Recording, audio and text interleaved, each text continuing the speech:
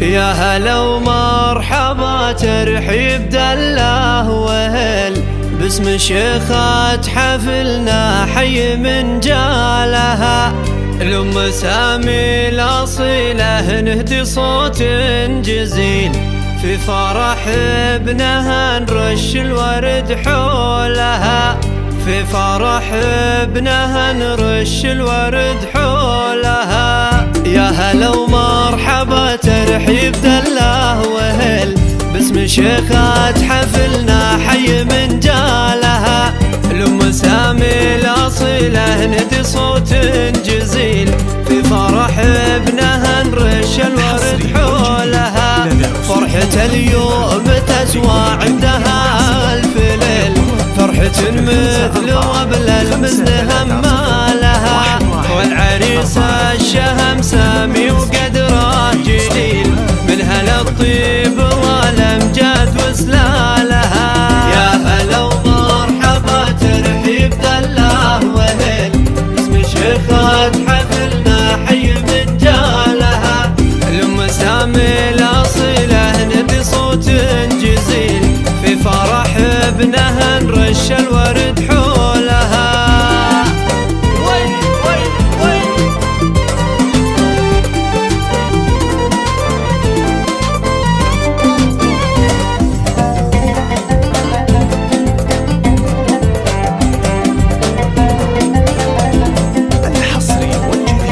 والعريس الشهم سامي وقدره جليل من هلا بطيب والامجاد وسلالها. وابوها اللي كف الجود يراعي الجميل كسب الطاوة والوقفة رجالها. امكم سامي اللي دوم تعطي الجزيل اشهد ان المكارم طبعها وفالها. هي حفيدة شيوخ لا ارتكوا ولا الثقيل شلوا حمول مثل جبال نثقالها. يا هلا ومرحبا ترحيب دله وهل باسم شيخات حفلنا حي من جالها. الأم سامي الأصيلة نهدي صوت جزيل في فرح ابنها نرش الورد حولها. العب العب العب العب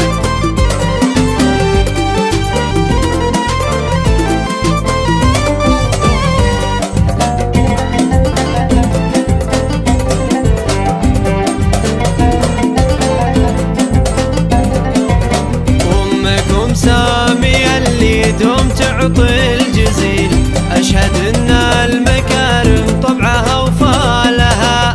هي حفيدة شيوخ لا ارتكوا ولا ثقيل شالوا حمول مثل جبال نثقالها. يا العريس الشهم لي ما يهاب الدليل لك اخوان تنوم السيرة افعالهم الكرام النشامة والمقام الجليل واهل عز على الامجاد من زالها.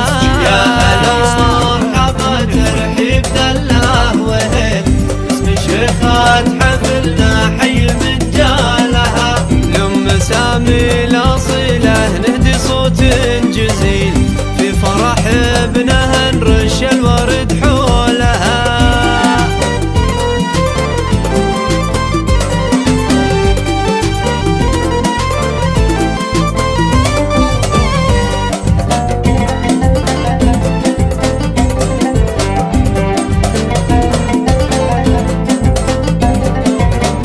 في خوات العريس المدح والله